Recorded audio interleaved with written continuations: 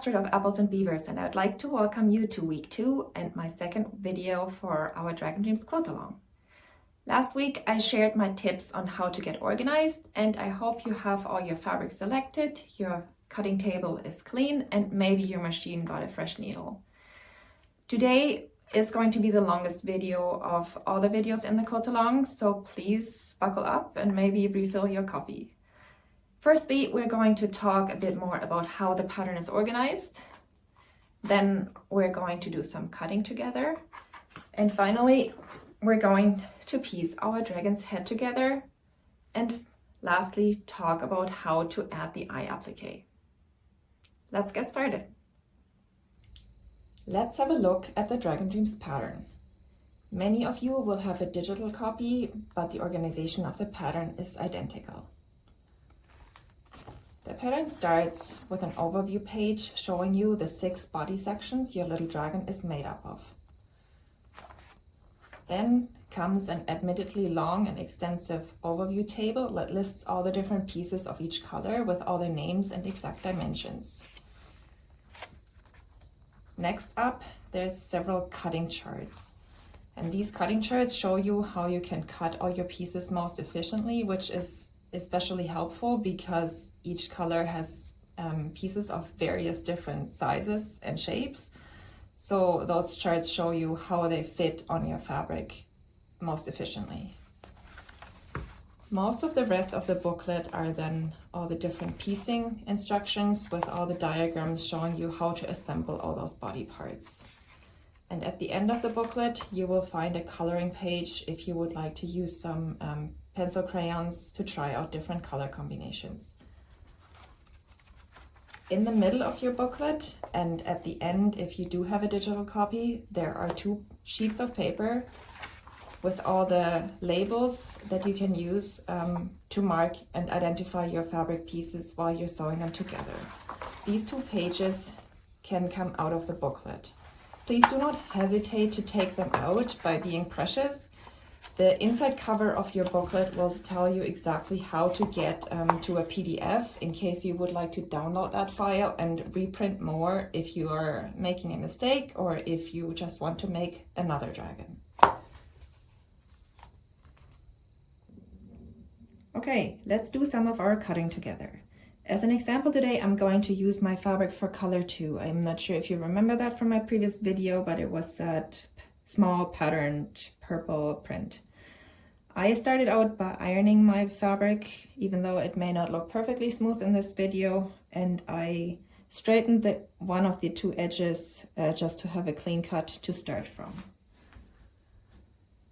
Then I cut out all the labels that I will need for color 2 as a quick reference for some of the dimensions, because the cutting charts do not include all of the dimensions. Now let's have a look at our pattern.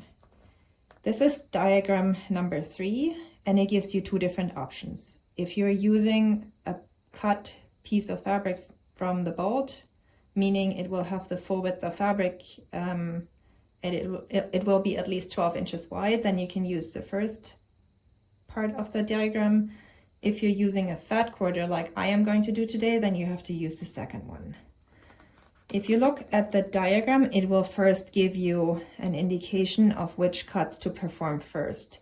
In our case here, we're starting out with a 4-inch wide cut, then a 6 1/4 wide inch cut, and so on. So let's start with our 4-inch wide cut. If you like, you can cut all these strips and have them ready for the next 2 steps. For our demonstration right now, I'm just going to do the 1. Then I'm switching to a smaller ruler, and I'm going to subcut the strip into the pieces that we need. Again, first I will straighten up one of the edges so our pieces are nice and clean. And then our first piece that we're cutting is this H piece. As I just mentioned, not all the dimensions are given in the diagram. That is due to the font sizes that you would be able to read in such a diagram. And for that reason, I suggest that you refer to the dimensions given here. So we know all these pieces are going to be 4 inches wide, and the other dimension of your H piece is 4 3/4. So let's cut this to 4 3/4. Once you have cut your piece, I highly recommend that you attach it to your piece before you put it to the safe spot where all your pieces are going to live until you're going to sew them. Then the next pieces we're going to cut are the X pieces, which are 4 by 4, and we need 2 of them.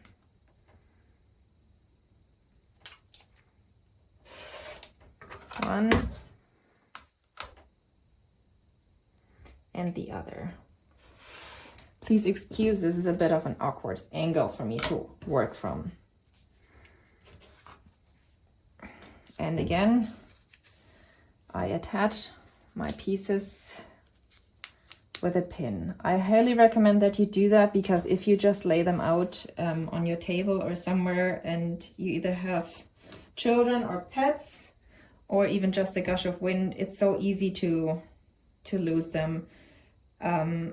It will just make your whole process so much easier. And then you can continue doing that until all your pieces are cut, and I will add these to the tray that are already started. Okay, so here are all my cut pieces for the background, color 1 and color 2 that I just added right now. As you can see, I'm running out of space right here, and I'm going to use another tray or maybe some paper plates for the remaining colors. I'm honestly not sure if I'm going to cut them today, because I think that was enough for right now. And if you would like to do the same, here's a secret: you will not need the remaining colors until week 3. So if you need a little break from cutting, this is my invitation to do the same. And then I have another few notes. So firstly, some of the pieces are too large to easily fit on this tray, so I gently folded them in half or even smaller, trying not to create a crease. Secondly, because I don't know yet exactly what I'm going to add to my dragon, perhaps a little bird, perhaps a fairy, I skipped cutting the 3 largest pieces that are to the left and top of the dragon. If you did, you will notice that those pieces are even larger, and I suggest that you might keep them separate altogether. Just hang them over your sewing chair or somewhere to get them out of the way. Let's move on to our sewing demonstration, and let's piece our dragon's head together.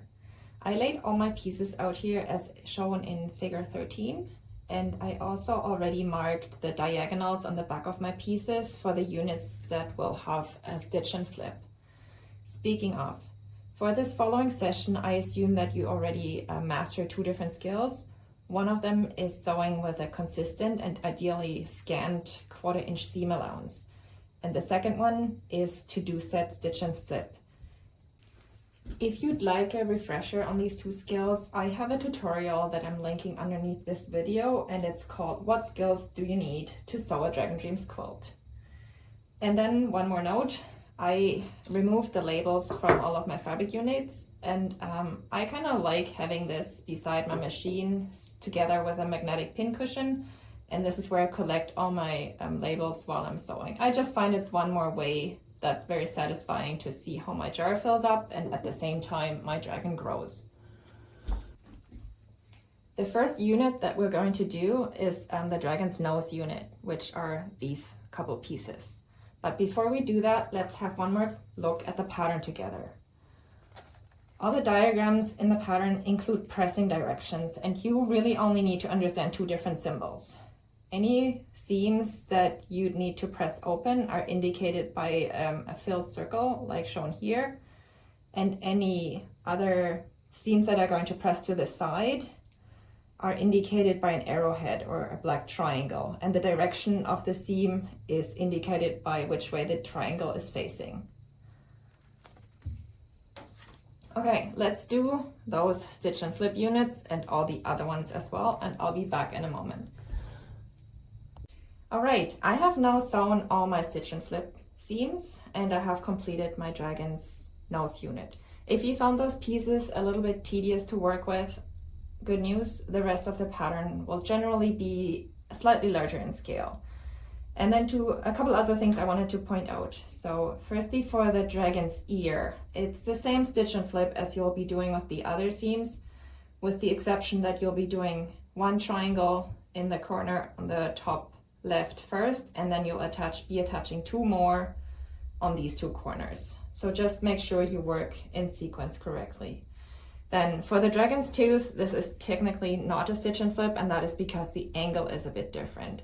For that reason, we are sewing it a bit differently with an oversized piece, and I will now trim the tooth down so the size of the unit will be the same as the original purple piece that I'm holding here.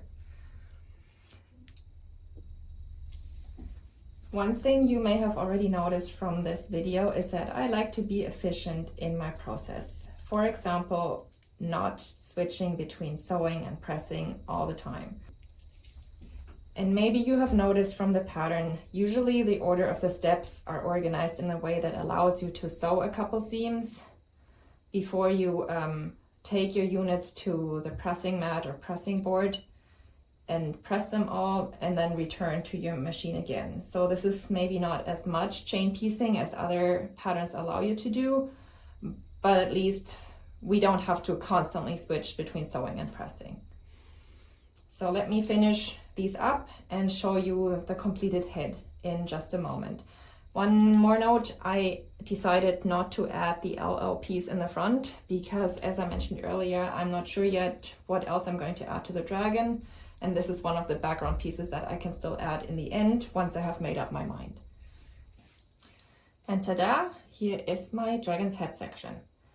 Now that this section is complete, let's add the dragon's eye. I recommend that you do it at this stage, meaning on the head section instead of the entire quilt top, because navigating this piece around your machine will be a lot easier than having the entire quilt top.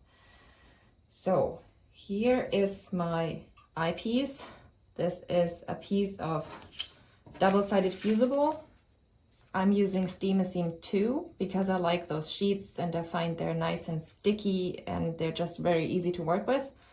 And before I had this, I cut out the skinny sausage from the template sheet and traced around it with a pen. And then I have a piece of fabric ready that's going to be my eye.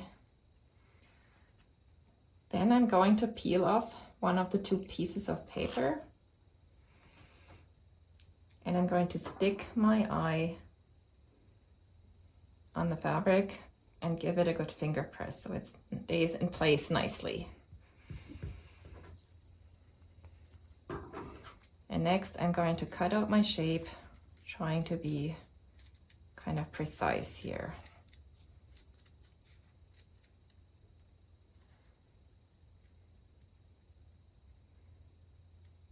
I've seen some people make up their own versions with an open eye instead of a closed one.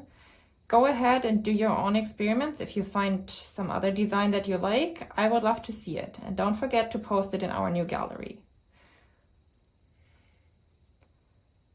Once I have this cut out all the way,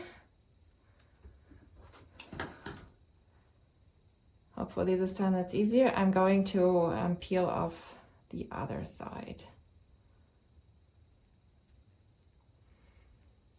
And then I'll position this eye on my dragon's face and check if this is the position that I like. I think I'll move it down just a bit. Yeah. Not quite. There, that's good. Again, I'll give it a bit of a finger press, and this is the thing that I like about Steam 2, that it's already sticky before I give it any heat. And yeah, it just makes the process really smooth and easy. Okay, let's press this in place. I do have a small portable ironing board here, and I'm going to press the dragon's eye to fix it in place. I have used Steam 2 often enough that I know what heat settings my fabric likes. If you're using a new to you product, please be sure to do a test on a scrap piece of fabric and not on your dragon quilt. And here is my little dragon's head after pressing the eye detail. I do find that the Steamer Seam 2 gives a pretty stable fuse already between the main fabric and the added piece of fabric. But regardless, I like to finish the edges off with some hand stitching. And because my dragon is a girl, I also decided to give her some lashes. You can see those blue lines. I used them with a temporary marker that will go away once I apply some heat. For the lashes themselves and the stitching around the edge, I'm using some regular embroidery thread. I'm not sure if this is going to be enough, so I have another little bit here. And as a needle, I like to use these Clover golden eye needles because the package comes with a bunch of different sizes, and I'm going to choose one of the medium sizes to do this. Let me turn the camera and show you. Before I'm adding any stitches, I stabilize the back of my dragon's face with a piece of fusible interfacing. This is Pellon 906F, and I just cut a piece large enough to go behind the dragon's eye in the area where our stitches are going to be. I find it gives the fabric just enough stability for the added embroidery and also helps to prevent see-through for the ends of my thread. I find that using all 6 strands of this embroidery thread would result in a too bulky stitch line for what I'm trying to do. So I divided these into 2 packages of 3 strands, and I'm going to use the first of these to go around the dragon's eye. So I threaded my needle, and please don't send the quilt police, or maybe rather the embroidery police. I also added a little knot at the end. Then I'm going to just start somewhere, maybe a bit random, and bring up the thread through that black piece of fabric, somewhere to the right side of the middle, but not too close to the edge. So maybe this is about 2 millimeters wide. And then I stitch right back beside it and go back. So essentially I'll be stitching in a spiral shape around the contours of this eye until I'm all the way around. Let me finish this off where I can sit down and do this a bit more comfortably, and then I'll show you. And here is my dragon's eye so far, all clean around the edges. Black on black is admittedly really hard to see, so let's have a look at the back. For the lashes, I'm going to do a similar process, except because I do want my black lines to be a bit more substantial this time, I decided to use all 6 strands of embroidery floss. And then instead of the whip stitch that I just did, I'm going to do 2 back stitches on each of the blue lines. So for the first one, I'm going to bring the needle up right at the edge of my applique, almost a bit underneath. Pull it through and stitch back halfway through her first lash. Then I'm bringing the needle back up through the end of the blue line. Hope you're not getting seasick. And then I find the hole that I came up previously and stitch back halfway through the first blue line. And here we go, her first lash is done. I'm going to repeat the process with each of these blue lines until I'm done, and then I'm going to show you again. So here will be the first. And here she is again, wearing 1 or 2 layers of mascara. If you don't like the idea of using hand stitches, you can totally use your machine as well, and instead just use a small zigzag or blanket stitch. Just be sure that your stitch width is not more than half of your skinny eyepiece, otherwise there'll be overlap once you come around.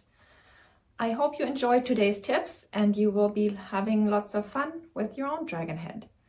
Please don't forget to post him or her in the new gallery that I created, and I can't wait to see it. Thanks, and see you next week. Bye!